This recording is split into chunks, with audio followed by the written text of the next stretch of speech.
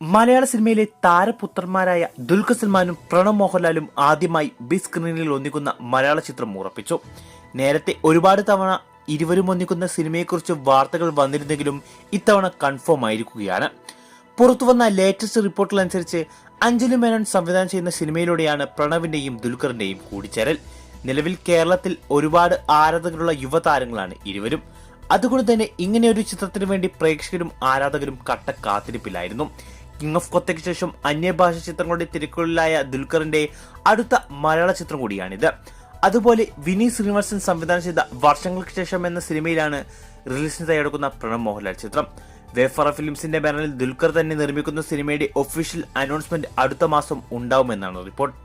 എന്നാൽ ചിത്രത്തിന്റെ ജേണറിനെ കുറിച്ചോ മറ്റ് താരങ്ങളെ കുറിച്ചോ ഉള്ള അപ്ഡേറ്റുകൾ ഇതുവരെ പുറത്തു വന്നിട്ടില്ല. കേരളത്തിലും പുറത്തും ഒരുപാട് ആരാധകരുള്ള ദുൽഖറും പ്രണവും ഒരു ചിത്രത്തിൽ ഒന്നിക്കുമ്പോൾ ആ സിനിമയുടെ ഹൈപ്പ് വളരെ വലുത് തന്നെയാവും. കാത്തിരിക്കാം ആ വമ്പൻ മൾട്ടിസ്റ്റാർ ചിത്രത്തിന്റെ ഒഫീഷ്യൽ അനൗൺസ്മെന്റിനായി. ഈ കൂട്ടുകെട്ടിൽ ഒരുങ്ങുന്ന സിനിമയെക്കുറിച്ചുള്ള നിങ്ങളുടെ അഭിപ്രായം കമന്റ് ചെയ്യൂ.